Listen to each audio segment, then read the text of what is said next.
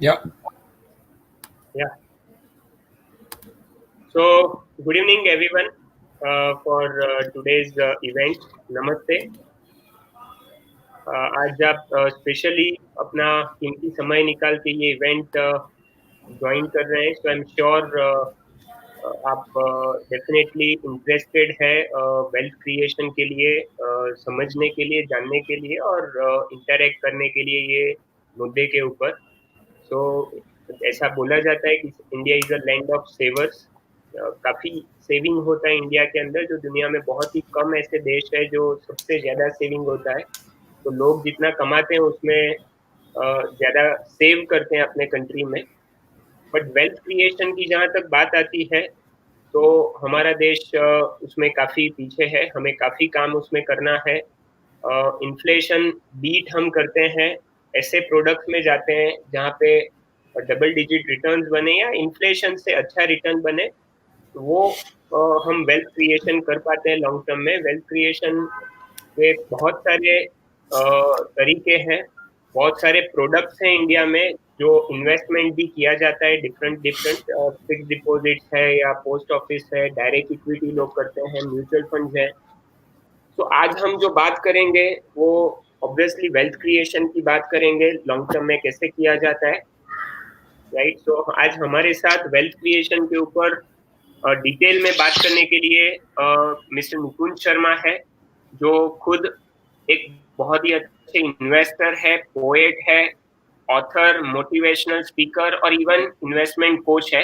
एक versatile speaker है आज हमारे साथ, जिनका 24 साल से ज्यादा एक्सपीरियंस है ये फील्ड के अंदर, और 2000 से ज्यादा इन्वेस्टर एजुकेशन प्रोग्राम कर चुके हैं। और काफी अच्छा एक्सपीरियंस ये फील्ड के अंदर है, काफी अच्छा बात करते हैं। सो आई एम श्योर जो 1 घंटा या 50 ऑड मिनट्स आप याद निकालेंगे, आई एम श्योर वो फ्रूटफुल रहेगी और काफी इंटरेस्टिंग रहेगी। तो निकुंज भाई, request to you to take over from here on. Yeah thank you Apoorv, और आप सभी लोगों का बहुत बहुत धन्यवाद। मैं अपना स्क्रीन शेयर कर देता हूं। आई होप आप सभी को मेरी प्रेजेंटेशन जो है वो नज़र आ रही है। आई विल या जस्ट विजिबल। या सो आज का जो हमारा टॉपिक है, जैसा अपूर्व ने भी बताया कि हमें मनी मेकिंग नहीं करना है, we have to create wealth. Don't make money, create wealth. और ये आइडिया मेरे दिमाग में कहाँ से आया, मैं आपको बताता हूँ कि सन 2015 में मैं एक किताब लिख रहा था, द स्टॉक मार्केट मॉन्क। और जब मैंने ये किताब लिखी तो मेरे मन में एक डर पैदा हुआ कि निकुंज, आप किताब तो लिख रहे हो, but who will read this book. Share बाजार की किताबें या इन्वेस्टमेंट से रिलेटेड किताबें बड़ी बोरिंग होती हैं, कोई उनको पढ़ता नहीं है। तो मुझे था कि मेरे मन में जो डर है, पहले इस डर को मिटाया जाए और फिर देखेंगे कि भाई आगे क्या होता है। तो मैंने इस किताब को पब्लिश नहीं किया। वो पब्लिश करने से पहले उसकी 15-20 कॉपीज मैंने ली और अपने दोस्तों को बांट दी, और सभी दोस्तों को कहा कि भाई आप बताओ ये किताब मैंने कैसी लिखी है। तो मेरे जितने भी दोस्त थे वो सब फाइनेंशियल सर्विसेज इंडस्ट्री में थे, कोई म्यूचुअल फंड में था, कोई ब्रोकिंग में था, कोई डिस्ट्रीब्यूशन में था, कोई एडवाइजर था। सभी ने उस किताब को पढ़ा और बहुत तारीफ की। उन्होंने कहा शर्मा जी ये कमाल कर दिया आपने, इससे शानदार किताब तो हमने पढ़ी नहीं है। तो 100% लोग जो थे इस किताब की तारीफ कर रहे थे, जिससे मेरे दिमाग में जो डाउट था वो डबल हो गया। मैंने कहा भाई अगर 100% लोग तारीफ कर रहे हैं आपकी, तो आप फिर गलत महफिल में आ गए हैं, कुछ तो लफड़ा है।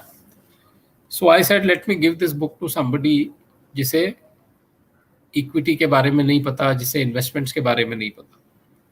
सो मैंने उस किताब की एक कॉपी अपनी डॉटर को दे दी। My daughter was in 9th grade at that time, and I told her you please tell me बेटा ये किताब मैंने कैसी लिखी है। तो she said okay. After 5 minutes she came back to me and said पापा please don't publish this book because कोई इसको पढ़ेगा नहीं। ये जो है बहुत ही थर्ड क्लास किताब है, and I could not understand even a single word. And I was shocked कि हमारी इंडस्ट्री के लोग कहते हैं बहुत अच्छी किताब है, और हमारा ही बच्चा कह रहा है कि बहुत ख़राब किताब है। सो मुझे गुस्सा आने लगा। अब गुस्सा आने लगा तो मैं डांटना चाहता था उसको, बट मेरे को मेरे फादर की एक बात याद आ गई। मेरे फादर हमेशा कहते हैं भाई बच्चों में भगवान का रूप होता है। अब वो अलग मामला है कि मेरे फादर को मेरे अंदर पिछले 48 ईयर्स में भगवान नहीं नजर आया, वो अलग मामला है। मैंने कहा मैं तो अपने बच्चे में भगवान ढूंढ लेता हूँ।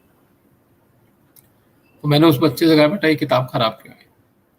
शी सेड पापा आई रेड 2 पेजेस और मुझे कुछ भी समझ नहीं आया। You have used very very complicated terms and one of the term was domino effect of cross currency fluctuation on Indian macros will lead to creation of wealth. Ripple effect of cross border inflation onto Indian macros. Earning multiples will expand going into the busy season. She said पापा जहाँ पर simple mutual fund, insurance, fix deposit लोग नहीं समझते हैं, वहाँ ripple effect, domino effect कौन पड़ेगा? लोग बेहोश हो जाएंगे आपकी किताब पढ़ के। तो ऐसे बेटा ये तो आपको प्रॉब्लम बता रही है, मुझे तो सोल्यूशन दे। You are talking like chief minister of West Bengal, मैं कहता हूँ आप सोल्यूशन लेके आओ, talk like prime minister of India. What is the solution? And she said one, इस किताब को आप एक स्टोरी फॉर्म में लिखिए सो दैट लोगों की इसमें दिलचस्पी बने, और दूसरा उसने कहा कि इसको एक सिंपल भाषा में लिखिए जिससे लोग इसको पढ़ पाएं और कनेक्ट कर पाए, और इस किताब में मैसेजेस दीजिए आप। तो जो सबसे बड़ा मैसेज था इस किताब का जो मुझे लगा, वो 3 मैसेज थे। पहला कि इन्वेस्टिंग जो है ये जीवन की तरह है। Investing is like life, there is no shortcut. जीवन है, चाहे बाजार है, चाहे इन्वेस्टमेंट है, शॉर्टकट नहीं है। आपको अपने फाइनेंशियल गोल्स पाने हैं तो ऐसा नहीं 3 दिन में हो जाएगा, पूरा 20-30 साल मेहनत लगती है। Investing is very simple thing to do, हम इसे कॉम्प्लिकेट करते हैं। आपका एक फॉर्मूला बना हुआ है, फाइनेंशियल प्लान बना हुआ है, एसेट एलोकेशन प्लान बना हुआ है, उसको फॉलो कीजिए। बाकी बिल्कुल दिमाग लगाने की जरूरत नहीं कि कोविड आया, कोविड गया, ये 50,000 तरीके के वायरस आए और चले गए। वर्ल्ड वॉर हो गए, गल्फ ऑयल वॉर हो गया, करेंसी क्राइसिस हो गई, रियल एस्टेट क्राइसिस हो गई, फिर भी जो 100 रुपए से इंडेक्स चालू हुआ था 1979 में, आज वो लगभग 40,000 है। तो हमें सोचना नहीं है कि डे टू डे मार्केट में क्या हो रहा है, हमें अपने प्लान को स्टिक करना है। And the biggest message of this book is, which is a topic of today's discussion also, creation of wealth. हमें एक्चुअली वेल्थ क्रिएशन क्यों करनी चाहिए? इसका सीधा सीधा रिलेशनशिप हमारी एस्पिरेशन से है। हर व्यक्ति चाहता है मैं अपने जीवन में एक बड़ा काम करूं। I had written this poem some time back के एक लंबा सा जीवन है और छोटे छोटे पांव हैं, आशाओं के शहर बसे हैं, सपनों के कुछ गांव हैं।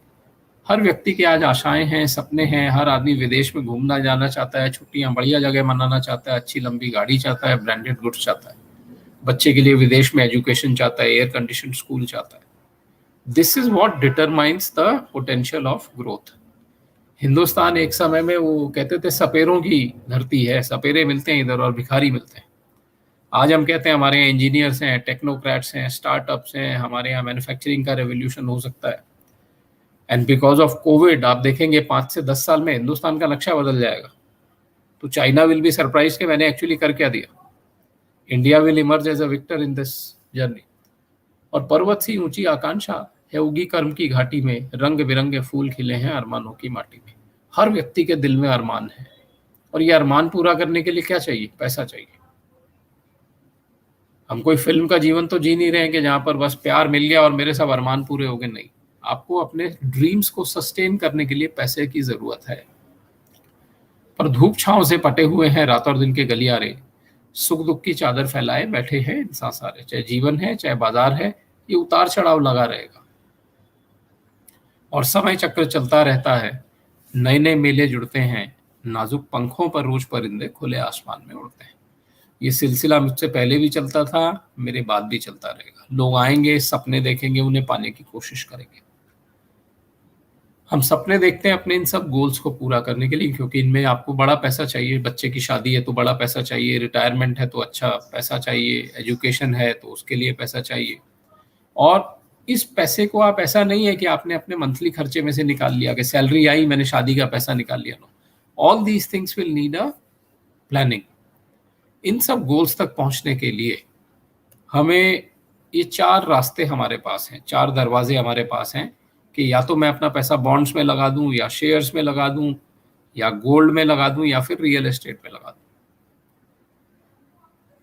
इसके अलावा कहीं और हम इन्वेस्ट नहीं करते हैं पैसा। तो 4 ही कैटेगरीज हैं, बॉन्ड्स है, शेयर्स है, गोल्ड है और रियल एस्टेट है। और इन हर एसेट क्लास का एक अपना रिटर्न और रिस्क का पोटेंशियल है। हम कहते हैं जो फिक्स्ड इनकम है, बॉन्ड्स हैं, वहां पर रिस्क भी कम होता है, रिटर्न भी कम होता है। जो मैंने ग्रीन में दिखाया, पब्लिक प्रोविडेंट फंड है, लिक्विड फंड है, बॉन्ड फंड है, एफडी है, इनका रिस्क भी कम है, रिटर्न भी कम है।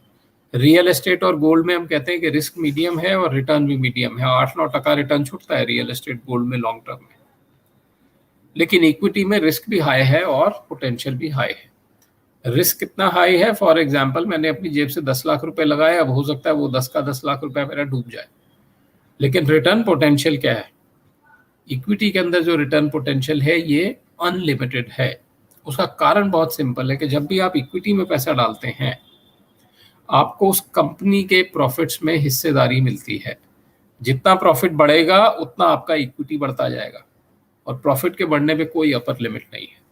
रिलायंस इंडस्ट्री का प्रॉफिट कभी 100 करोड़ होता था, 40,000 करोड़ है। एचडीएफसी बैंक का प्रॉफिट कभी ऐसे 200-250 करोड़ होता था, 30,000 करोड़ है। मारुति का प्रॉफिट कभी 30-40 करोड़ होता था, आज 2-2,500 करोड़ का प्रॉफिट करती है। और ये चीज उनके शेयर प्राइसेस में भी दिखती है। आप कोई भी कंपनी ले लें, टीसीएस है या आपका विप्रो है या डी मार्ट है, जैसे जैसे प्रॉफिट बढ़ेगा वैसे वैसे शेयर्स का दाम बढ़ता रहेगा। अब हमने ये देखा कि शेयर्स में रिटर्न पोटेंशियल भी ज़्यादा है, रिस्क पोटेंशियल भी ज़्यादा है। बॉन्ड्स के अंदर रिस्क कम है, रिटर्न भी कम है, और अल्टरनेट एसेट्स में मीडियम है दो। इसका क्या मतलब है? इसका ये मतलब है कि हमें, क्योंकि अपने लाइफ के गोल्स को पाना है, कोई गोल शॉर्ट टर्म है, कोई गोल लॉन्ग टर्म है। अब बहुत सिंपल एग्जांपल लेते हैं कि आपको बच्चे की शादी करनी है और उसके लिए आपने 50 लाख रुपया जोड़ के रखा हुआ है। बच्चे की शादी 6 महीना बाद, तो आप क्या करेंगे?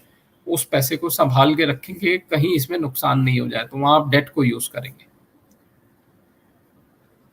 आप कहते हैं कि भाई मेरा कोई गोल 10 साल के बाद है, लेटर से आपका बच्चा 10 साल के बाद विदेश पढ़ने जाएगा, तो अब आपको मालूम है कि 10 साल का समय है, ये लंबा समय होता है, इसमें मैं रिस्क ले सकता हूँ। तो उस पैसे को आप डेट में नहीं लगाएंगे, इसको शायद आप इक्विटी में लगाएंगे। आप कहते हैं मेरा बच्चा आज सिर्फ 5 साल का है, लेकिन मैं इसकी रिटायरमेंट का इंतजाम करना चाहता हूँ। इस बच्चे की रिटायरमेंट 55 साल दूर है। 55 साल के लिए आप डेट में पैसा नहीं डालेंगे। आप अपनी रिटायरमेंट प्लानिंग को लिक्विड फंड या फिक्स डिपॉजिट से प्लान नहीं कर सकते, उसके लिए आपको इक्विटी लगता है। जितना दूर आपको जाना है, जितना ज्यादा दूर गोल आपका है, उतना ही तेजी से दौड़ने वाला व्हीकल आपको चाहिए। लेटर से आप बड़ौदा में रहते हैं, लोकल सब्जी मंडी में जाते हैं, तो आप साइकिल से भी जा सकते हैं, पैदल भी जा सकते हैं, पहुंच जाएंगे क्योंकि सब्जी मंडी पास में ही है। लेकिन अगर आपके पेरेंट्स कहते हैं बेटा आप सब्जी जो है बॉम्बे से लेके आओ, बड़ौदा से नहीं लानी है, बॉम्बे से लानी है, तो अब आपको पता है कि साइकिल और पैदल जाने वाला ऑप्शन खत्म, या तो आप ट्रेन से जाएंगे या एयर से जाएंगे। और वही कोई चीज़ आपको अगर लंदन से लेके आनी, तो आपके पास एक ही ऑप्शन है, आपको एयर से ही जाना पड़ेगा, बाकी सब ऑप्शंस खत्म है। जितना दूर जाना है उतना तेजी से दौड़ने वाला व्हीकल चाहिए। एक चीज़ और मैं बताऊंगा कि लोग जिसको अक्सर देखना भूल जाते हैं, कई बार हम कहते हैं हमको अपना पैसा सेफ रखना है फिक्स्ड इनकम के अंदर, कि अपने को बंधा हुआ ब्याज मिल जाए और मेरा पैसा सेफ है। पैसे की सेफ्टी ज़रूरी है, मुझे पैसा सेफ रखना है, बहुत ज़रूरी है, लेकिन उस सेफ्टी के कारण मैं अपने रिटर्न से कॉम्प्रोमाइज़ नहीं करना चाहता। आपने फिक्स डिपॉजिट में रखा, लेटर से आपको 9% रिटर्न मिला, 9 में से 6% तो इन्फ्लेशन ने खा लिया, महंगाई बढ़ गई, और उस पर टैक्स भी देना है, तो 2-1 रुपया हमारा टैक्स में चला जाता है, तो नेट नेट हमारे हाथ में 1 रुपया बचता है। This is not smart investing. हमें क्या करना चाहिए कि चलो हमको 9 नहीं मिलता, हमको 7 ही मिल जाए, लेकिन मेरा टैक्स तो बचे, तो टैक्स के 2-3 रुपया तो बचाऊं। इन्फ्लेशन का तो मैं कुछ नहीं कर सकता। अगर मैंने टैक्स भी सेव कर लिया तो मेरा रिटर्न वहां पर बढ़ जाता है। तो सेफ्टी और पैसे की एफिशिएंसी, ये दोनों अलग अलग चीजें हैं। ये शीट में आपको एक्सप्लेन कर चुका हूं। इसमें एक ही बात मैं आपको कहूंगा कि जब हम वेल्थ क्रिएशन की बात करते हैं, तो हमें ये गौर फरमाना चाहिए कि वर्ल्ड में वेल्थ क्रिएशन कितने लोगों ने की। जो सबसे अमीर लोग हैं वो कौन है?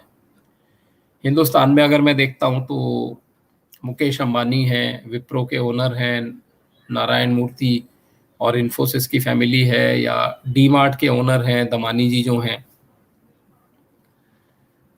इन लोगों की वेल्थ कहाँ से आई? इन लोगों की वेल्थ आई इनकी कंपनी के शेयर से, उनकी वैल्यू से। और हम इन शेयर्स में पैसा लगाते हुए घबराते हैं, हमको लगता है कि इसके अंदर रिस्क है। और ये जो लोग हैं इन्होंने शेयर से ही पैसा कमाया है, ओनरशिप ऑफ बिजनेस से पैसा कमाया है। इक्विटी हमारे जीवन में दो रोल प्ले करती है। पहला, वेल्थ क्रिएशन, बिना इक्विटी के वेल्थ क्रिएशन नहीं हो सकता है।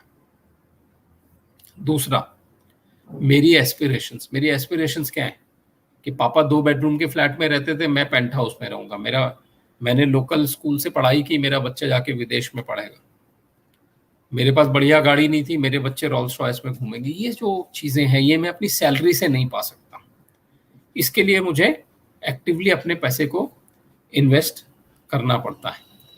इक्विटी के अंदर क्या चैलेंज आता है हमको? सबसे बड़ा चैलेंज ये है कि लोग मुझे हमेशा कहते हैं, शर्मा जी वो इक्विटी तो ऊपर नीचे होता रहता है, वॉलेटिलिटी है, इसके लिए मेरे को डर लगता है। किस चीज का डर लगता है?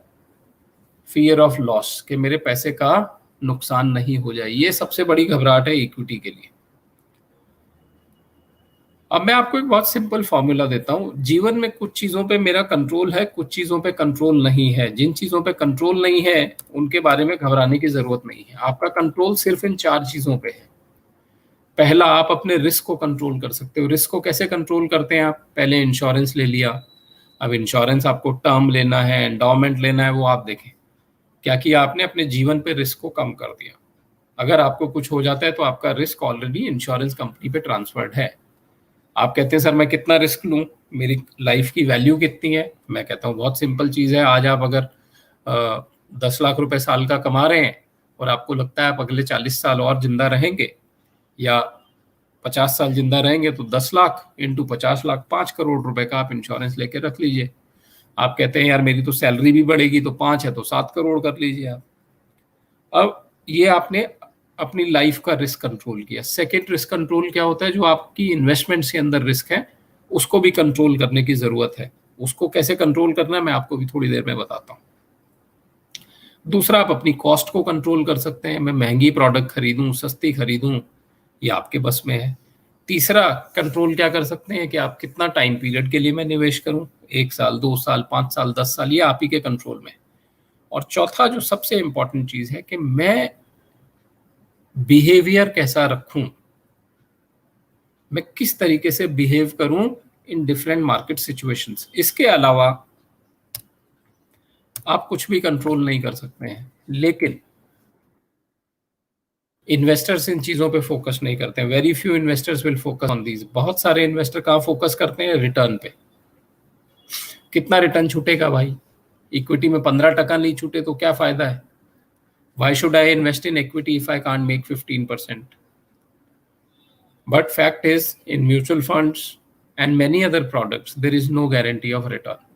So we need not worry about return. Return will come on its own. Issue is for creation of wealth, you need to overcome fear.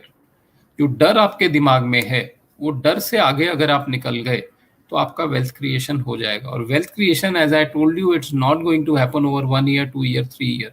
इसमें 20-20, 25-25 साल लग जाते हैं। But how do you overcome fear? I am giving you a formula called PAT. P stands for professional help. P is professional help.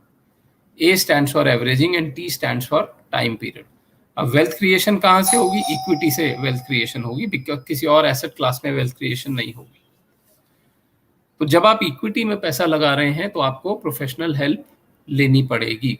क्यों लेनी पड़ेगी मैं आपको बता देता हूँ। बहुत सिंपल एग्जांपल लेते हैं। फॉर एग्जांपल, आप गाड़ी से अपना जा रहे हैं और आपकी गाड़ी में जो है वो आपका जो स्टीयरिंग है वो ऐसा बॉबल करना शुरू कर देता है, हिल रहा है स्टीयरिंग। आप गाड़ी रोकते हैं, देखते हैं पिछले टायर में हवा नहीं है। आप डिक्की खोलते हैं, टायर निकालते हैं, नया टायर लगाते हैं, आगे चल देते हैं, स्टेपनी लगाया और आगे चल दिए। अब दूसरी कंडीशन है कि आप गाड़ी से जा रहे हैं, अभी स्टीयरिंग कांप नहीं रहा है लेकिन आपके बोनट में से धुआं निकल रहा है। आपने गाड़ी रोकी, बोनट उठाया तो आपने देखा कि इंजन के अंदर से धुआं निकल रहा है। अब आप क्या करेंगे? आप इंजन को खुद रिपेयर करेंगे कि मैकेनिक को बुलाएंगे? आप अपने चैट बॉक्स पे लिख सकते हैं कि आप क्या करेंगे, इंजन को रिपेयर करेंगे या मैकेनिक को बुलाएंगे। I think most of us will call a mechanic. क्यों? क्योंकि इंजन को रिपेयर करना मेरे बस की बात नहीं है। इसी तरीके से इक्विटी में जब आप इन्वेस्ट करते हैं, आपको डेट में इन्वेस्ट करना आता है, किधर एफडी करना है, गोल्ड खरीदना है, ये सब हमको आता है, रियल एस्टेट खरीदना आता है। अनलेस एंड अनटिल आप कहें कि रियल एस्टेट में भी मुझे रीट्स खरीदने और हैं, तो वहां हेल्प लगेगा, लेकिन बेसिक आता है।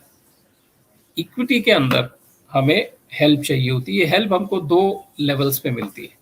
जब मैं प्रोफेशनल हेल्प ले रहा हूँ किसी भी फील्ड में, तो मैं क्या कर रहा हूँ, मैं अपने रिस्क को कम कर रहा हूँ। फॉर एग्जाम्पल, आप बहुत अच्छा खाना पकाते हैं, हाउस वाइफ हैं, आप 25 साल से खाना बना रही हैं, आपको बहुत बढ़िया खाना बनाना आता है, लेकिन जब बच्चे की शादी है जिसमें 1000 लोग आएंगे, तो खाना आप खुद बनाते हैं? नहीं, आप प्रोफेशनल केटरर को लेके आते हैं, क्योंकि अगर यहाँ कुछ खाने में गड़बड़ हो गई, या उसकी प्रेजेंटेशन अच्छी नहीं है, उसकी शक्ल अच्छी नहीं बन रही है, तो सारा मामला खराब हो जाएगा। तो इसीलिए आपको उसको रिस्क को कम करना पड़ता है। जैसे ही आप रिस्क को कम करते हैं, आपका डर कम हो जाता है। आप हेलमेट पहन के बाइक चलाते हैं, आपको डर कम लगता है, हेलमेट पहन के क्रिकेट खेलते हैं, डर कम लगता है। तो रिस्क को कम कर दीजिए, फियर अपने आप कम हो जाएगा। इन्वेस्टमेंट में रिस्क को कम करने के 2 तरीके हैं। पहला, अपना पैसा खुद मार्केट में कभी मत लगाइए, use a mutual fund. Mutual fund को जो आप पैसा देते हैं, उस पैसे का क्या होता है, उसको फंड मैनेजर मैनेज करता है। इसीलिए जब मार्केट में नुकसान होता है, आप देखेंगे कि मार्केट ज्यादा गिरती हैं, म्यूचुअल फंड कम गिरते हैं, क्योंकि वो पैसा मैनेज किया जा रहा है फंड मैनेजर के द्वारा, उसको डाइवर्सिफाई किया हुआ है, 40-50 कंपनीज में लगाया हुआ है। अब सारे के सारे स्टॉक्स तो नहीं गिरेंगे। सेकेंड इंपॉर्टेंट थिंग इज कि म्यूचुअल फंड स्कीम्स कितनी है हमारे देश में। आज हमारे देश में 10,000 से ज्यादा डिफरेंट म्यूचुअल फंड स्कीम्स चलती हैं। आप चूज कैसे करेंगे कि आपको कौन सा म्यूचुअल फंड चाहिए? For that also you need a professional. तो आपने पहले लेवल पे क्या किया कि म्यूचुअल फंड में पैसा लगाया। दूसरा, आपने क्या किया, एक एडवाइजर को अपॉइंट किया। तो आपने अपना जो रिस्क है, ये 2 लेवल पर कम कर दिया। पहला, आपने म्यूचुअल फंड में लगाया, और दूसरा आपने लगाया एडवाइजर के थ्रू, तो आपने अपने रिस्क को कम कर दिया।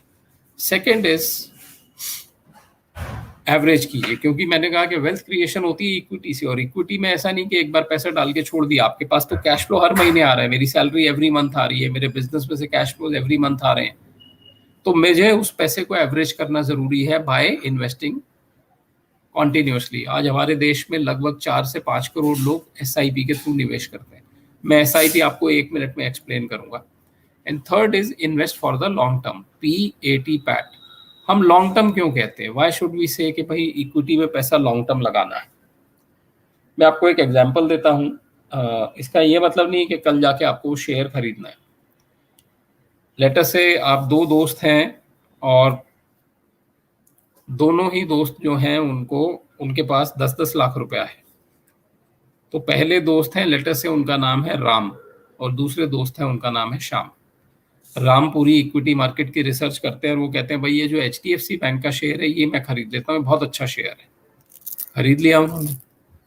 श्याम कहते हैं मैं भी खरीद लेता हूँ, क्योंकि राम ने खरीदा है, राम को सब कुछ मालूम है। तो राम और श्याम दोनों 10-10 लाख रुपए का HDFC बैंक का शेयर खरीद लेते हैं। लेकिन प्रॉब्लम क्या है कि राम को 2 साल के बाद स्विट्जरलैंड घूमने जाना है। तो राम कहते हैं यार 2 साल के बाद इस शेयर का जो भी भाव होगा, मैं तो अपना बेच के और स्विट्जरलैंड चला जाऊंगा। लेकिन श्याम को इस पैसे की 20 साल भी जरूरत नहीं है। जो दूसरे दोस्त हैं वो कहते हैं यार मैं 2 साल के बाद क्या, मैं तो 20 साल के बाद निकालूंगा। अब आप मुझे ये बताइए कि कंपनी का प्रॉफिट 2 साल में ज्यादा बढ़ने के चांसेस हैं कि 20 साल में ज्यादा बढ़ने के चांसेस है? अगर अच्छी कंपनी है तो प्रॉफिट 20 साल में ज्यादा बढ़ेगा कि 2 साल में ज्यादा बढ़ेगा? 20 साल में ज्यादा बढ़ेगा। इसीलिए लॉन्ग टर्म के अंदर हमेशा हम देखते हैं कि जो शेयरों के दाम हैं या इक्विटी फंड्स हैं, लॉन्ग टर्म में बहुत अच्छा परफॉर्म करते हैं। आज हमारे देश में बहुत सारे फंड्स हैं जिन्होंने 20 साल में 13-13, 14-14% का रिटर्न दिया है। वो बहुत बड़ा रिटर्न होता है। आज हिंदुस्तान का जो इंडेक्स है 1979 में 100 रुपीज था, आज 39,000 है। ये 14% का एनुअलाइज रिटर्न है लगभग। इसीलिए मैं कहता हूं कि invest always for the long term. Now let me come to the averaging part. Averaging आप कैसे करते हैं म्यूचुअल फंड में? या तो आप SIP कर दें या आप STP कर दें। SIP क्या होता है? Systematic investment plan. जो फ्रेश पैसा आपके पास आ रहा है वो डायरेक्ट जाके म्यूचुअल फंड स्कीम में लग जाता है, हर महीना या हर हफ्ता या हर क्वार्टर में, जो आपको फ्रीक्वेंसी चाहिए चूज कर लीजिए। एसटीपी आप कैसे करते हैं कि अपना जो एक मुश्त पैसा है उसको you invest in one fund, वहां से वो ट्रांसफर होता जाता है। आप में से बहुत सारे निवेशक जो हैं वो एसआईपी करते होंगे। लेट मी टेल यू इस एसआईपी का पोटेंशियल क्या है। एसआईपी करने के क्या लाभ हैं? एसआईपी और एसटीपी के 4 लाभ हैं। पहला लाभ है रुपी कॉस्ट एवरेजिंग। जब आप ऊपर नीचे बाजार होता है तो आपको उसकी तकनीक, टेक्निकल का मतलब है उसकी तकनीक ऐसी है कि आप बाजार ऊपर हुआ नीचे हुआ, ऊपर हुआ नीचे हुआ, आपको एक एवरेज कॉस्ट मिल जाती है। दूसरा लाभ है फाइनेंशियल लाभ, इससे वेल्थ क्रिएशन होती है। कितनी वेल्थ हम क्रिएट कर सकते हैं मैं आपको अभी बताऊंगा। और तीसरा लाभ है साइकोलॉजिकल लाभ, और चौथा लाभ है स्पिरिचुअल लाभ। रुपी कॉस्ट एवरेजिंग कैसे काम करती है? ऐसे काम करती है, देखिए कि आप 10,000 रुपये महीना लगा रहे हैं, पहले महीना 10 रुपये एनएवी है, फिर 11 है, फिर 12 है, फिर 15 है, फिर 16 है। एनएवी बढ़ रही है, आपकी यूनिट्स कम होती जा रही। पहले महीने 1000 मिली, फिर 900 मिली, 800 मिली, 625 मिली। उसके बाद मार्केट घटना शुरू हो गया, 16, 15, 13, 8, 6, 7 ऐसे एनएवी घट रही है। अब आपकी यूनिट्स बढ़नी शुरू हो गई। तो जब मार्केट ऊपर जा रहा था आपके यूनिट्स नीचे जा रहे थे, जब मार्केट नीचे जा रहा है तो आपके यूनिट्स बढ़ गए। तो आपको एक एवरेज मिला कितना, कि 10 महीने में जितना भी पैसा आपने लगाया, लगभग 1 लाख रुपया, उसका एवरेज कॉस्ट आया 10 रुपये 18 पैसे। आपको एक रियल लाइफ एग्जांपल देता हूँ। एक स्कीम है जो कि 95 में आई थी, 10 रुपए से शुरू हुई थी, आज इसका भाव कुछ 602 रुपए के करीब है। पिछली जून में, सॉरी हाँ, 30 जून 2019 को, लगभग 1 साल पहले, इसका दाम था 602 रुपया। आपकी जेब से लगे थे लगभग 14,05,000 रुपए स्कीम में। 5,000 रुपए महीना अगर आपने बचाया होता। इसकी कीमत थी लगभग उस वक्त 3.25 करोड़ रुपया, क्योंकि 10 रुपए से स्टार्ट हुई, 600 रुपया पहुंच गई, तो 3.25 करोड़ रुपया आपकी वैल्यू थी उस वक्त। अब ये 3.25 करोड़ थी, 4.25 करोड़ थी, उससे कोई फर्क नहीं पड़ता। आपको कुछ और देखना है कि आपने 10 रुपए से खरीदना चालू किया, आपने अपनी एसआईपी को कंटिन्यू रखा, एसआईपी 600 रुपए तक पहुंच गई, लेकिन आपको यूनिट्स कितनी मिली? ये 14 लाख रुपए लगा के आपको यूनिट्स मिली 53,995, 54,000 यूनिट्स मिली आपको, और एक यूनिट का दाम था लगभग 26 रुपया। आपकी एवरेज कॉस्ट आई 26 रुपया। मार्केट में भाव कितना है? 602 रुपया। 602 में से आप 26 रुपए को निकाल दीजिए, ये 576 रुपीज आपका मार्जिन ऑफ सेफ्टी है, कि जब तक ये म्यूचुअल फंड का एनएवी 576 रुपए से घटेगा नहीं, आपका नुकसान नहीं होगा। आपने एसआईपी को 22 साल चला के रखा, आपका नुकसान बंद हो गया। किसी भी एसआईपी में 5 साल के बाद रिटर्न्स नेगेटिव हो बहुत मुश्किल है। मैं अभी पिछला अपना ही डेटा देख रहा था, कोई एक एसआईपी मैंने 1 साल पहले ऐसे ही नया चालू कर दिया था, तो हो सकता है मेरे 3 साल वाली एसआईपी का रिटर्न अभी भी नेगेटिव हो या मार्जिनली पॉजिटिव हो। पिछले 1 साल वाली जो एसआईपी चालू हुई है उसका रिटर्न 22% अभी आ रहा है। क्यों? क्योंकि मार्केट्स बहुत तेजी से मार्च में गिरे और उतनी ही तेजी से बढ़ भी गए। तो ये है एवरेजिंग का लाभ, आपका मार्जिन ऑफ सेफ्टी बढ़ जाता है। Let me ask you a very simple question, कि अगर मैं 500 रुपए की एसआईपी करता हूँ 60 साल के लिए, तो मैं कितना पैसा जोड़ सकता हूँ? लेटर से आपके घर में बच्चे का जन्म हुआ और आपने कहा यार इस बच्चे के नाम 500 रुपये हर महीना जोड़ना है और रिटायरमेंट तक जोड़ना है, तो ये बच्चे को क्या उम्मीद होनी चाहिए, कितना पैसा ये इकट्ठा कर सकता है अपनी रिटायरमेंट तक? आप अपने चैट बॉक्स पे इसका जवाब दे सकते हैं। आप मुझे प्लीज पूरा रीड करके बताएं अगर कोई जवाब हमको चैट बॉक्स पे आ रहा है तो। 500 रुपी एसआईपी बच्चे के जन्म के साथ शुरू कर दीजिए और उसे किसी तरीके से इसकी रिटायरमेंट तक लेके चले जाइए। इस बच्चे को 500 रुपया per month, total saving life में कितना किया? 3,60,000 रुपया। तो कितना पैसा ये इकट्ठा कर सकता है बच्चा? हाँ जी, I am waiting for the, या 2 हाँ, crores is one of the answers. ठीक है, वेरी गुड, 2 करोड़। हाँ हाँ, बहुत अच्छा जवाब है, 2 करोड़। यहाँ और बताएं। I am waiting for more answers. हाँ, yeah I think there is no more answer right okay, now. No worries, no worries, Yeah. मैं इस क्वेश्चन का आंसर करता हूँ.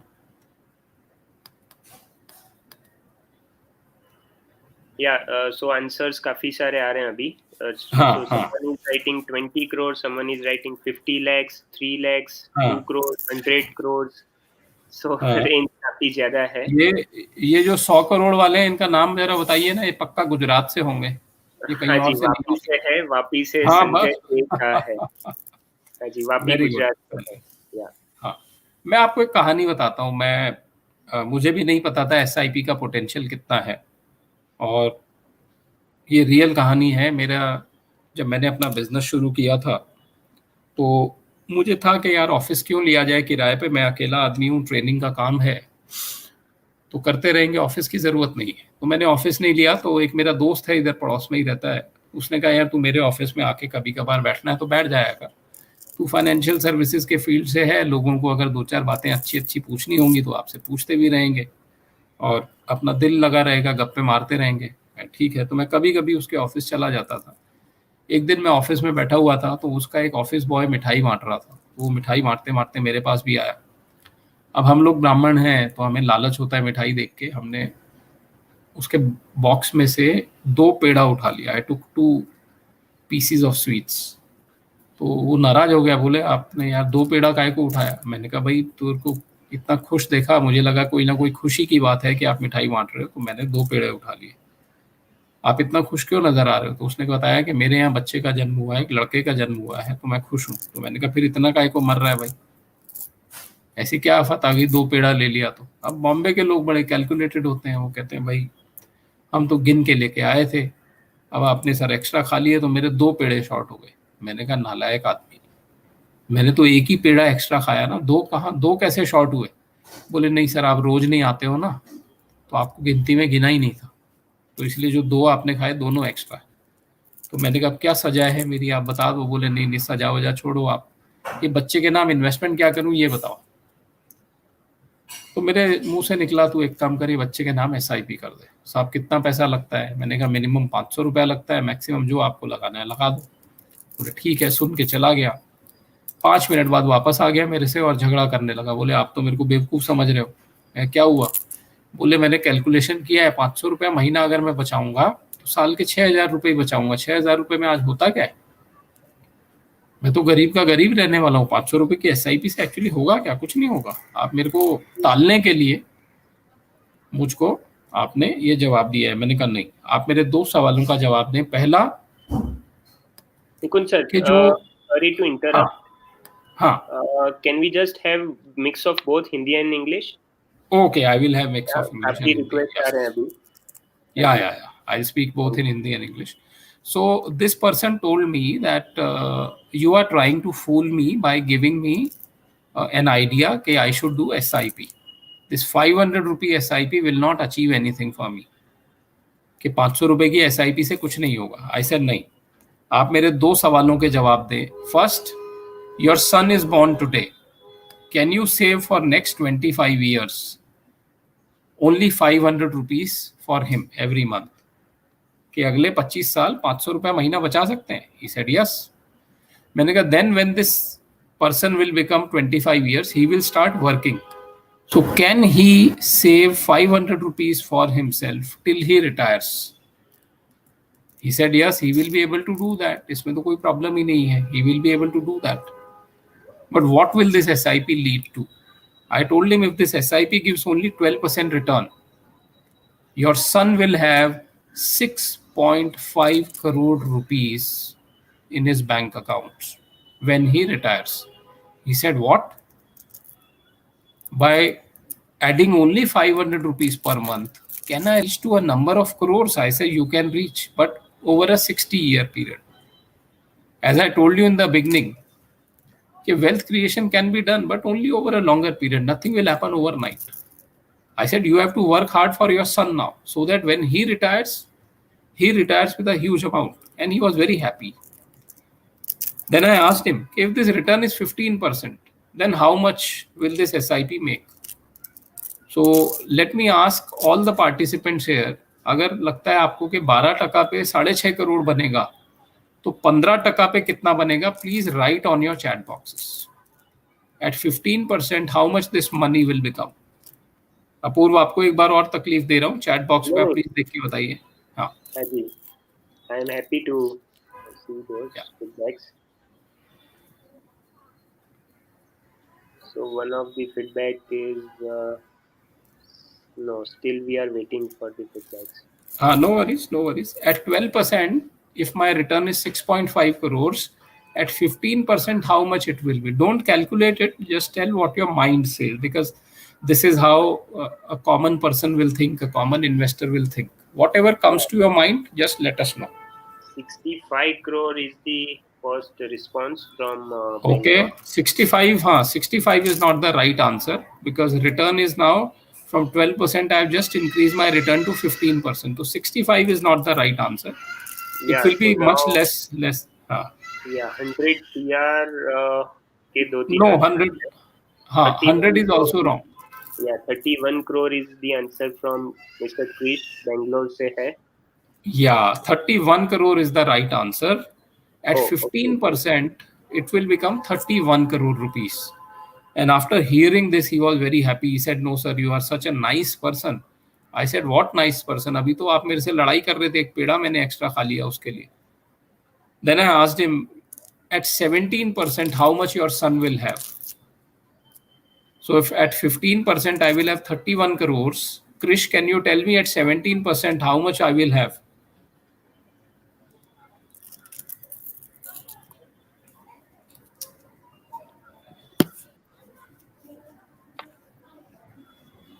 Twenty crore is the answer. I think ये भी पुराना answer लग रहा है. हाँ, ये पुराना आंसर होगा. It has to be now more than 31 crores. Yeah, so still we are waiting for the feedbacks.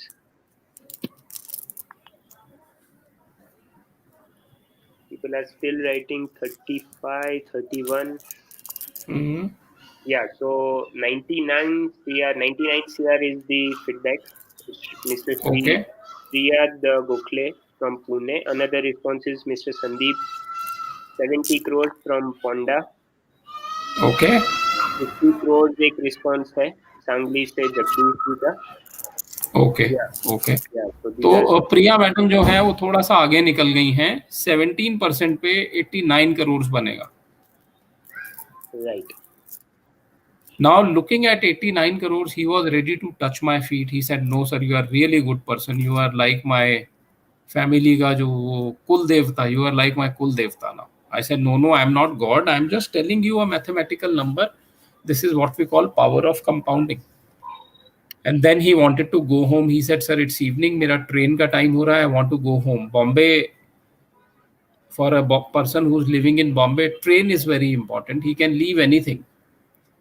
You tell him that Narendra Modi ji is coming to meet you, he will say no. If he comes before my train, then I will meet him. Otherwise, I have to go. I can't leave my train. Train is the most important thing in Bombay. बाकी सब बाद में, पहले train.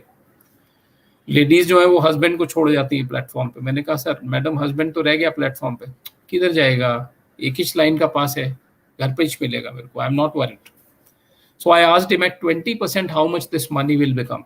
Now, Krish, Priya, please tell me, at 20% how much this money can become? क्या return 20% आ सकता है? बहुत मुश्किल है, बट अगर आ गया, so how much this money can become? Again, type on your chat boxes at 20% how much it will become.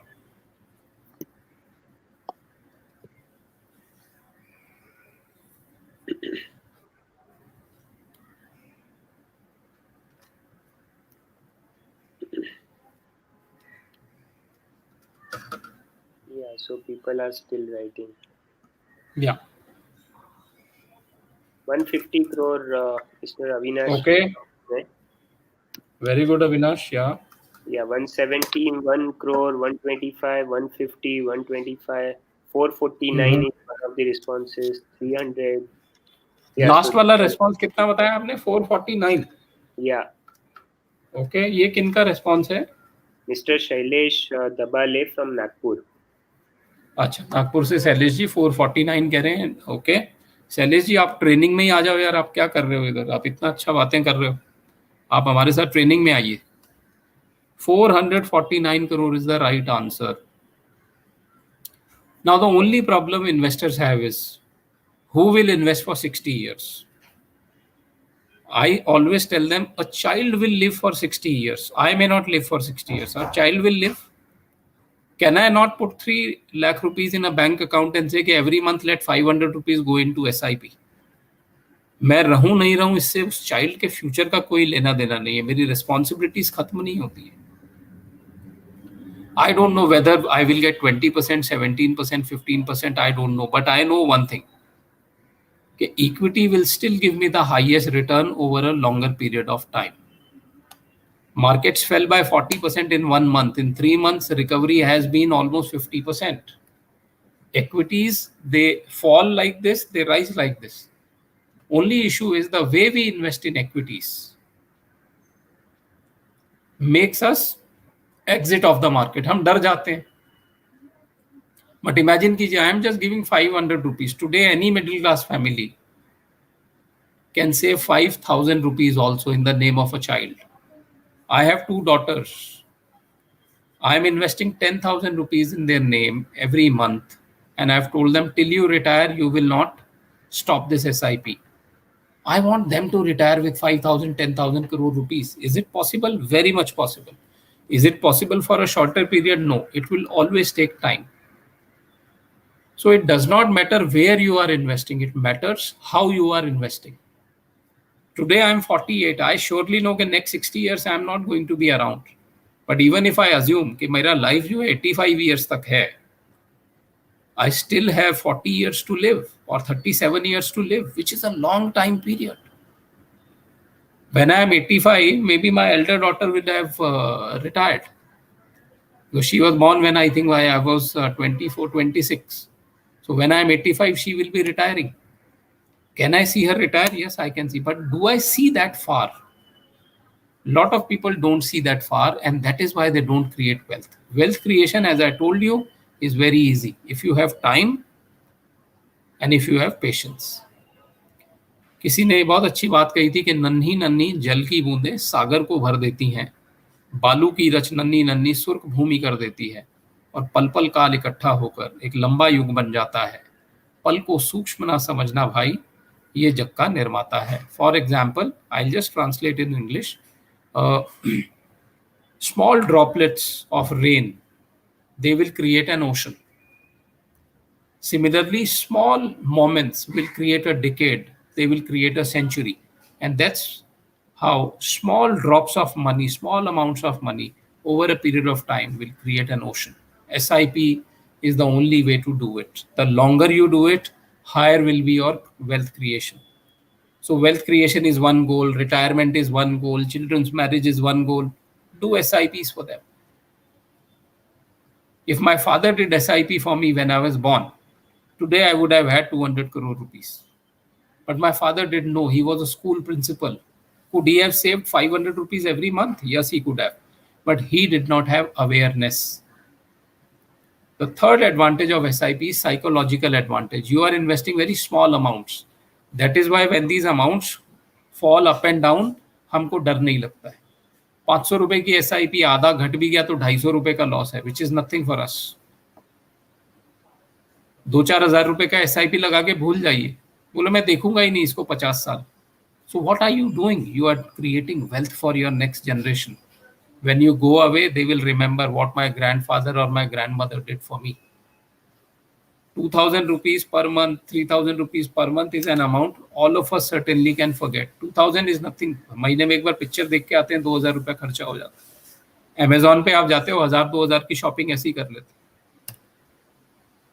And the final benefit of SIP is it teaches us the path of karma, spiritual advantage. It makes you do what is written in Gita. कर्मण्येवाधिकारस्ते मा फलेषु कदाचन मा कर्म फल हेतुर्भु माते संगस्तो विकर्मणि. के हे Arjun, you do only your Karma.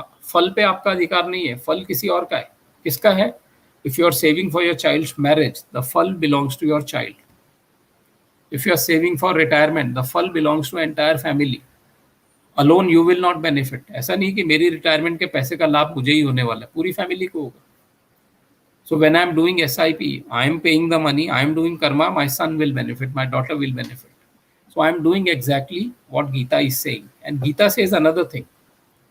सुखे दुखे समय कृत्वा लाभा लाभौ जया जयौ ततो युद्धाय युज्यस्व नैवं पापम अवाप्यसि के हे Arjun, do not change your behavior in sukh or dukh, in labh or hani, labha labhau, in victory or defeat, jaya jayau, tato yuddhai yujjasva. If you engage in the battle in this manner, naivam papam avapyasasi, you will not incur a sin. What are we doing when we are investing? We are very happy when the markets are going up, but we are very sad when the markets are falling. Imagine if I do not change my behavior when the markets are going up and markets are going down. This is what we do in SIP. Market ऊपर जा रहा है तो भी SIP कर रहे हैं, नीचे जा रहा है तो भी SIP कर रहे हैं. We are exactly doing what Gita is saying. So by using mutual funds, by investing in various asset classes, by insuring yourself, by doing SIPs over a longer period of time, all of us can create wealth. All of us can reach the point of financial freedom. So we started this presentation at 6:03. It is 6:43 now. I have taken 6:47 now. I have taken 44 minutes और हमने आपको कहा था कि हम 45 minutes आपसे बात करेंगे. So again I will repeat what we have discussed. We can invest our money in bonds, shares, real estate and gold. We have to invest money everywhere because every asset has a role to play, number one. Number two, we have to keep our risk low. For that, we have to use the formula called PAT, professional help, averaging, and time period. Third, use SIP. There are 4 benefits of SIP that I told you. And if we do SIP for a longer period, if we do our asset allocation for a longer period, and we keep our life secured by taking adequate insurance, all of us can achieve financial freedom. Now is the time for question and answers. You can type your questions on the chat box and I will take them.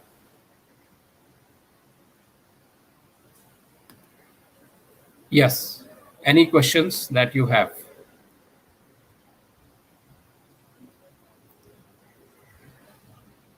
Apurv, we can ask सभी लोगों से if they have any questions, so they can ask me. I will answer their questions. Yeah, thank you, Nikunj sir. It was a great presentation. और power of compounding की बात, चक्रवृद्धि ब्याज की बात आपने बहुत ही अच्छे तरह से समझाई. Dear all participants, please post your questions on the chat box. We can take questions. So मैं बताना चाहूँगा आपको सर कि बहुत ही अच्छे फीडबैक्स आ रहे हैं. काफ़ी अच्छे फीडबैक्स है. Like mister Girish Kamle is saying from Mumbai that good explanation. Thank you so much for your presentation. Thank you, Mr. Kamble. Thank you. So how many participants we have total, Apurv? Any idea now? Yeah, we had 12,000 registrations for this presentation today. Oh, very good. An exact number of attendance we will come to know after this event ends. Okay. That's very good. I think. Yeah, there are some of the questions, sir. So the first question, if I can take, last 4 years, all mutual fund investments are found negative return. Why? Yes. So ये because if you look at, देखिए mutual funds के अंदर अक्सर क्या होता है sir, and who has asked this question, can I have his name also? Mister Sunil Patil from Bhusawal. Okay, Patil साहब आप भुसावल में रहते हैं. भुसावल जंक्शन बहुत बड़ा जंक्शन है. मैं भुसावल से बहुत गुजरता था. मनमाड़ से दिल्ली मेरी ट्रेन जाती थी और मैं औरंगाबाद में पढ़ता था. दिल्ली से हम औरंगाबाद जाया करते थे. तो आपने मेरी यादें ताज़ा कर दी. पाटिल साहब आप देखिए कि म्यूचुअल फंड में हर तरीके के फंड्स हैं. तो एक इक्विटी फंड है और एक डेट फंड है. अगर आप देखेंगे जिन फंड्स का रिटर्न नेगेटिव है वो इक्विटी बाजार में पैसा लगा रहे हैं, उनका शायद रिटर्न थोड़ा सा नेगेटिव है. डेट वाले जो फंड्स हैं उनका रिटर्न आपको पॉजिटिव दिखेगा 8-8.5% का. अब इनका रिटर्न नेगेटिव क्यों है पिछले 4 साल में? पिछले 4 साल में कई चीजें हमारे देश में हुई. डीमोनेटाइजेशन हो गया, जीएसटी का इम्प्लीमेंटेशन हो गया, जिसकी वजह से इकोनॉमी थोड़ा स्लो डाउन हुई है. फिर विदेशों में भी क्या हुआ, ब्रेक्सिट हो गया. ब्रेक्सिट होने के बाद आपका यूएस में इलेक्शंस हुए, डोनाल्ड ट्रंप आ गए, तो वहां भी एक बार मार्केट पे नेगेटिव असर पड़ा था. और सबसे ज्यादा नेगेटिव चीज जो हुई वो हुई कोविड, जिसकी वजह से हमारी मार्केट्स थोड़ा सा गिर गई. तो पहले जीएसटी आया, डीमोनेटाइजेशन आई, उससे भी इकोनॉमी खराब थी. फिर ये कोविड आ गया. तो जब मार्केट्स गिरता है तो इक्विटी फंड्स जो है उनका रिटर्न गिरता है। लेकिन अगर आप अपनी एसआईपी को कंटिन्यू रखेंगे, देन आप देखेंगे कि आप ऊपर में भी खरीद रहे हैं, नीचे में भी खरीद रहे हैं, तो नेक्स्ट अपटर्न जब भी आएगा तब आप देखेंगे कि आपका रिटर्न पॉजिटिव हो जाएगा। और अगर आप ये सिर्फ 4 साल का पीरियड ना देख के, लेट अस से हम पिछले 10 साल में देखते हैं, पिछले 20 साल में देखते हैं, पिछले 15 साल में देखते हैं क्या रिटर्न आया है, तो आपको दिखेगा कि लॉन्गर पीरियड में काफ़ी पॉजिटिव रिटर्न आया है। 3-4 साल का कई बार टाइम पीरियड ऐसा आता है कि जिसमें नेगेटिव हो सकता है, उसमें घबराने की ज़रूरत नहीं। तो इसीलिए हम क्या कहते हैं, अगर कोई आपका गोल लेटर से 4 साल का है, तो आपका एडवाइजर आपको क्या बताएगा कि 4 साल के लिए लेटर से कोई हाइब्रिड फंड में लगा देते हैं, या कोई लार्ज कैप फंड में लगा देते हैं, या एसेट एलोकेशन प्रोडक्ट में लगा देते हैं। जो लंबे आपके गोल्स हैं 10 साल 20 साल दूर, वहां पर आप ज़्यादा रिस्क ले सकते हैं। तो 3-4 साल के पीरियड में हो सकता है कई बार नेगेटिव रिटर्न हो जाए। मैं आपको अपना ही एग्जाम्पल बता रहा था, मेरी सारी एसआईपीज नेगेटिव चल रही हैं, लेकिन पिछले 1 साल में जो मैंने शुरू की, क्योंकि पिछले 1 साल में मार्केट बहुत शार्प गिरा और शार्प चल गया, वो एसआईपी पे 20% रिटर्न छूट रहा है। सो डिपेंड करता है आपने किस टाइम लगाया, किस तरह का टाइम पीरियड आया। बट पिछला 3-4 साल का टाइम पीरियड थोड़ा सा एक्स्ट्रॉर्डनरी रहा है, क्योंकि ग्लोबली बहुत सारे इवेंट्स हुए हैं, तो आगे जाके वो थोड़ा ठीक हो जाएगा, तो उसकी चिंता ना करें आप। यस सर, नेक्स्ट क्वेश्चन है जी, 12 से 15% रिटर्न आपको लग रहा है मार्केट में आएगा फ्यूचर में? see, this is what average is. Okay, now if you see last 1992 से एंड 2020 का डेटा अगर आप देखते हैं, market's average return has been 14.5%, and this is what we tell, 13-14% over a longer period you will get. But you will be surprised to know that out of these 26 years or 28 years, there are only 4 years जहाँ पे your average return was close to 14%. Otherwise, there have been years where you have made 82% also. There are years where you have made minus 48% also. This is the average. This average you will get when you stay invested for longer periods. Second, can I get 12%? I will answer that straight away. Today, if you look at inflation in our country, forget about COVID. Before COVID, our GDP was growing at about 5.5%. Inflation was 6%. So 11.5% return our economy was giving nominally. So yes, 12% is quite possible. From these levels, over next 3-4 years, I think probably we can make slightly more also. But it is possible. And 12% is a good expectation to have.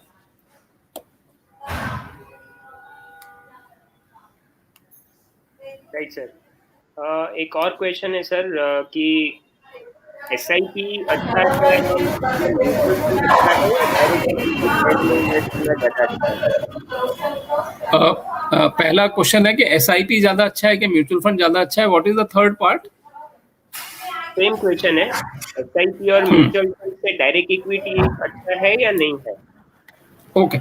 See, when your SIP will give return, SIP will give return only when equity markets are doing well. Now, I'm not worried about whether SIP is better या equity ज्यादा अच्छा है। मुझे ये देखना है risk कहाँ पर ज्यादा है। फॉर एग्जाम्पल, आप एक स्टॉक ब्रोकर हैं और आपको सब पता है कि इक्विटी कैसे ऊपर नीचे चलता है, तो आप डायरेक्ट इक्विटी में डालिए, फिर आपको SIP में करने की जरूरत नहीं है। But if you want to keep your risk low, which is what we want to do in investing, मेरे को अपना रिस्क को कम करना है, I have to reduce my risk, then SIP is much better. So people who do not have any experience of investing, who do not have knowledge of investing, SIP is very good for them. I have been in the market for 25 years. I don't invest my money in direct shares. I always use mutual funds. So SIP to my mind is much better because it has lower risk. Can direct equity give me higher return? Yes, it can give, but it has also higher risk. एक question है sir कि sector funds अच्छे हैं, like pharma fund अभी invest करने जैसा है या नहीं है, या रिस्की है? नहीं, देखिए, फार्मा फंड अभी अगर आप देखेंगे पिछले 1 साल में बहुत अच्छा परफॉर्मेंस फार्मा फंड्स का आया है, and pharma is a good sector. तो आप क्या देखते हैं कि जब व्हेन इक्विटी मार्केट्स रन, तो ये सेक्टर्स का बदलाव होता रहता है। कभी इंफ्रास्ट्रक्चर अच्छा करेगा, कभी बैंकिंग अच्छा करेगा, कभी फार्मा अच्छा करेगा। तो एज अ थंब रूल आप क्या कर सकते हैं कि जो इक्विटी में जितना भी पैसा आपने लगाया है उसका 10 से 15% आप सेक्टर फंड्स में रख सकते हैं. अदरवाइज डाइवर्सिफाइड फंड्स जो हैं वो ऑटोमेटिकली फंड मैनेजर उसमें सेक्टर चेंज करता रहता है. तो थोड़ा बहुत पैसा आप सेक्टोरल में रख सकते हैं, लेकिन एक चीज ध्यान रखिएगा, सेक्टोरल में रिस्क भी ज्यादा है, रिटर्न भी ज्यादा है. पर 10 से 15% सेक्टोरल फंड्स में जा सकता है. अदरवाइज डाइवर्सिफाइड फंड्स में डालिए आप. Right sir. अभी कुछ Yeah. कॉमन क्वेश्चंस है, like is it right time to invest or exit? दोनों तरह के क्वेश्चन है different. So there are so many common questions I can see, and Yeah. what want to know how to invest in the present scenario. So what is the जी. right time to invest as well as what is the right time to exit? अभी क्या करना Okay. चाहिए invest करने के लिए या exit करने के लिए? So there are so many ji. questions in this same point. So let me answer all of them, sir. Is it a right time to invest? Yes. You can invest any day, and any day is right time. Because what will happen? Let us say I am 48 today. My retirement is 12 years away. Can I invest in mutual funds? Yes. After 12 years, it will not matter कि मैं 40,000 के index पे enter किया था कि 36 पे enter किया था. It does not make a difference. So every day is a good day to invest because all of us have goals which are longer in the future. Number one. Second question है कि क्या तरीका है mutual fund में ठीक से लगाने का. What is the right way to invest.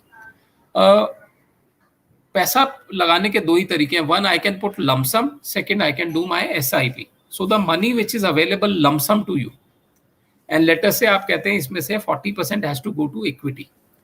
Put that money into a liquid fund and let it go from there to equity. And second, if you are looking at longer term goals, then start your SIP. So use a combination of SIP, STP and lump sum. Debt में आपको डालना है, कोई switch करने का जरूरत नहीं है. Debt में आप इकट्ठा डाल दीजिए. But the money which you want to invest in equity can go through STP as well as SIP. So every day is a good day to invest. Third question was, is it the right time to exit? If you need money today and there is some financial goal for which you want to spend money, please take your money out. Somebody may say now markets have recovered 30-40%. Should I book some profits? You want to do, you may book profits, but you will take your money out when your financial goal has been met. अगर आपका financial goal 5 साल के बाद है, then there is no point withdrawing today. You may withdraw some amount, do some profit booking, but don't withdraw the entire amount. Stay invested. Right sir. तो इसमें मैं भी एक दो पॉइंट ऐड करना चाहूंगा सर कि Yes, please. Yeah. at NJ we have a very beautiful solution called as Mars, NJ Mars, which is known as Mutual Funds Automated Rebalancing System. So all these questions can be answered with Mars. जिसमें dynamic asset allocation और fix asset allocation के काफ़ी सारे solutions available है. कब invest करना चाहिए, कितना इन्वेस्ट करना चाहिए, कब निकलना चाहिए, वो सब एसेट एलोकेशन से it can be taken care of. और काफ़ी सारे और भी क्वेश्चंस है, लाइक स्कीम्स कौन से लेने चाहिए, थोड़ा सजेस्ट करो, कब चेंज करने चाहिए. तो वो भी सब क्वेश्चंस के आंसर्स आई थिंक मार्स अगर आप समझते हैं अपने एडवाइजर के साथ, तो उसमें काफ़ी सारे आंसर्स के जवाब आपको मिल सकते हैं. So if you can go to our next question sir. Madhurima ji का जलंधर से क्वेश्चन है, which mutual fund are best for senior citizens? Okay. Madhurima ji, senior citizens जो मैं समझता हूँ, लेट्स से 60 प्लस जिनका एज हो जाता है, पहली चीज हमको ये देखनी है कि 60 प्लस एज है तो उनका लगभग 60% पैसा, लगभग मैं बोल रहा हूँ, वो डेट फंड्स के अंदर जाना चाहिए. डेट फंड्स के लिए जो रूल मैं फॉलो करता हूँ अपने लिए, वो पहली चीज जो मैं देखता हूँ डेट फंड में कि उसका पोर्टफोलियो का क्वालिटी कैसा है. तो अच्छी क्वालिटी वाला आप डेट फंड लीजिए. एनजे का पूरा आपको रिपोर्ट्स मिलता है और उनका एक रिकमेंडेशन शीट आता है, उसके अंदर आपको पता लगेगा कि ये डेट फंड ले सकते हैं, क्यों ले सकते हैं, उसका रैशनल भी वहाँ रहता है. सिमिलरली जो इक्विटी उनके लिए खरीदी जाएगी, बिकॉज 30 से 40% इक्विटी में भी उनका पैसा जा सकता है, वहाँ भी आप देखेंगे कि ज़्यादा फोकस लार्ज कैप या हाइब्रिड टाइप के फंड्स में हो सकता है. उनके लिए स्मॉल कैप, मिड कैप में उतना एडवाइज नहीं करूँगा. So for senior citizens, because most of the money they have already earned, now our objective is to protect that money. So that protection will majorly come from debt, and because some part of their money will be transferred to next generation also, that portion can go to equity. But largely, I will advise take lower risk there. Use very good credit quality debt funds and equity funds, which are large cap in nature or hybrid funds. Right sir, एक और question, last दो question हम लेंगे sir. जी एक जी question है कि आने वाला फ्यूचर इंडिया का क्या है, क्योंकि इकोनॉमी अगर अच्छा करेगी तो शेयर बाजार या इक्विटी में जो रिटर्न्स आप बता रहे हैं अच्छा होगा। तो जी हमारी इकोनॉमी आगे आने वाले सालों में कैसा दिख रही है लंबे टाइम में? जी, देखिए इकोनॉमी की ग्रोथ कहाँ से आती है? किसी भी देश में इकोनॉमी ग्रोथ आती है जो पैसा हम लोग कमाते हैं या कंपनीज का जो प्रॉफिट आता है उसका कॉम्बिनेशन हमारे देश की सैलरी हो जाती है, जिसको हम जीडीपी कहते हैं। अब क्या हिंदुस्तान का जीडीपी आगे भी ग्रो करता रहेगा? मैं आपको एक डेटा देता हूँ। 1992 में जब नरसिम्हा राव प्रधानमंत्री बने थे, हमारे देश का जीडीपी वॉज $0.5 ट्रिलियन। आज ये जीडीपी है लगभग $2.5 trillion. Market economy has grown 5 times, but markets from that level have grown 20 times. Index was 1500, अभी वो almost 40,000. Will the economy grow in future? Definitely it will grow. Why? Because most of our population is younger. 29 years is our average age. Number one. Number two, do we need products and services here in India? Yes, we do. After COVID, बहुत सारी companies आके यहाँ manufacturing facilities लगाएंगी। Services में we are already a market leader. So our economy will keep on growing for next 20 to 30 years. It will not grow at 8% for 20-30 years, but on an average, I think 5% growth अपने को मिल सकता है. So 5% growth in the economy plus 4-5% inflation, 8 to 10% return we can make on the market over a longer period. So I have no doubt in my mind that Indian economy will really grow at a decent pace from here. So if you are a youngster, just align your investments with your investment goals, and you will do very well. Will Indian economy grow? 100% it will grow. We will probably be the fastest growing economy in the world post COVID. Sign already दिख रहा है, जहां जहां वो गाड़ियां bikini शुरू हुई हैं ऑलरेडी ग्रोथ नंबर्स हमको दिख रहे हैं। होटल्स के अंदर अगर आप देखेंगे अभी तो होटल वाले सब बोल रहे हैं कि हमारा 30-40% ऑक्यूपेशन वापस आ गया है। So my sense is as the world starts opening up, we will see normal life coming back. So we will grow. Definitely we will grow. Yeah. Yeah, great sir. Thank you. I think मैं last एक question लेना चाहूंगा। उससे पहले मैं just बताना चाहता हूँ कि we have participants from so many places, even remote places in India, and बहुत सारे सिटीज से क्वेश्चन आ रहे हैं, छोटे छोटे टाउन से क्वेश्चन आ रहे हैं, इवन इंटरनेशनली लाइक शारजा से भी हमारे साथ कुछ लोग हैं। Oh, very good. People are appreciating like anything कि बहुत ही सिंपल तरीके से, बहुत ही आसान लेमन टर्म्स में आपने बहुत ही अच्छी तरह से आज सेशन लिया है। बहुत सारे एप्रिशिएशन और थैंक यू कमेंट्स और फीडबैक्स आ रहे हैं sir. So once again, thank you for your presentation. Last question, if we can take sir. लोग पूछ रहे हैं, काफी मींस कॉमन क्वेश्चंस हैं कि पीपीएफ अच्छा है जिसमें टैक्स फ्री इंटरेस्ट हमें मिलता है, या फिर हमें म्यूचुअल फंड्स करना चाहिए लॉन्ग टर्म के लिए? Okay, see as I told you कि म्यूचुअल फंड्स के अंदर कई तरीके की स्कीम्स हैं। So PPF is equalent to let us say a debt fund. अभी पीपीएफ का रिटर्न कॉन्टिन्यूसली कम होता जा रहा है। There was a point of time where PPF used to give us 17-18% also, then 12% भी देता था। Now that return has come down. Of course that return is tax free and it's a great advantage. So PPF for somebody who is looking at safety, there he can put PPF, but PPF also has a lock-in period. I cannot withdraw. I cannot put more than 1.5 lakh rupees. What will you do? Money which is in excess. So PPF is good. Only thing is आपको liquidity देखना है उसके अंदर। Taxation wise वो बहुत अच्छा return है, कोई इशू नहीं है। Now can PPF give me equity kind of returns? No, क्योंकि मेरी लाइफ में अभी for example my daughter is 16 years old, 17 years old. Now does she need more of PPF or equity? She needs more of equity. तो जिस life की stage पर आप हैं वहां पर डिपेंड करेगा सर कि whether equity is good, PPF is good, या इसका एक कॉम्बिनेशन अच्छा है। तो पीपीएफ अच्छा है, मैं ये नहीं कहता हूं कि नहीं अच्छा है, बहुत अच्छा रिटर्न है उसका, लेकिन आप किस लाइफ की स्टेज में है। अगर आप रिटायरमेंट के नजदीक हैं और आपको लिक्विडिटी की उतनी ज़रूरत नहीं है, तो पीपीएफ डेफिनेटली ठीक है। लेकिन आप कहते हैं मैं यंगस्टर हूँ, मुझे लिक्विडिटी चाहिए और मुझे बड़ा वेल्थ क्रिएशन भी चाहिए, तो PPF may not be an option. So you have to see कि आप अपने एडवाइजर से पूछें कि भाई मेरे पोर्टफोलियो में पीपीएफ कैसा है। तो अगर आप यंग हैं तो पीपीएफ मैं नहीं सजेस्ट करूंगा। अगर आप थोड़ा रिटायरमेंट के नजदीक हैं, थोड़ा बहुत पोर्शन जा सकता है। एनीवेज उसमें लिमिटेशन है कि आप 1.5 लाख से ज्यादा नहीं डाल सकते। Right sir. सो अभी श्रीकांत जी सिंगापुर से आप अगेन तारीफ कर रहे हैं, जसविंदर जी ऑस्ट्रेलिया से है। दोनों का एक और क्वेश्चन है कि मैं इन्वेस्ट कर सकता हूँ इंडिया में कि नहीं। तो यस जसविंदर जी, श्रीकांत जी, आप वहां से इन्वेस्ट कर सकते हैं। जिन्होंने आज आपको इनवाइट किया है वो एडवाइजर या डिस्ट्रीब्यूटर से आप बात कर सकते हैं और एक एनजे का ई वेल्थ अकाउंट आप ओपन कर सकते हैं, चाहे आप इंडिया में है या आप बाहर है।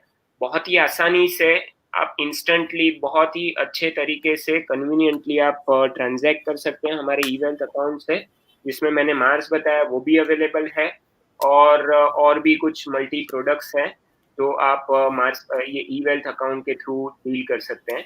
तो बहुत ही आसान तरीके से वो ओपन भी हो सकता है और ट्रांजैक्शंस भी बहुत कन्वीनियंटली आप कर सकते हैं, आप कहीं पे भी है। सो बहुत सारे क्वेश्चंस हैं सर। सो हम सब तो नहीं ले पाएंगे आज। We are all participants, thank you for sharing your feedbacks again.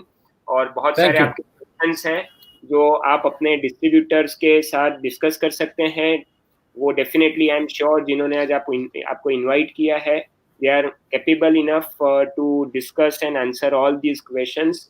और मैं आपका धन्यवाद देना चाहूँगा कि आज आपने 1 घंटा ऑलमोस्ट हमारे साथ आज स्पेंड किया है एंड आई एम श्योर कि ये फ्रूटफुल रहा है।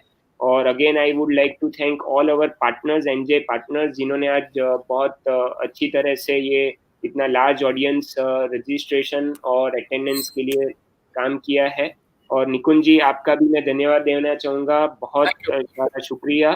आपने आज बहुत ही अच्छा प्रेजेंटेशन दिया है। Thank you so much. Thank you very much.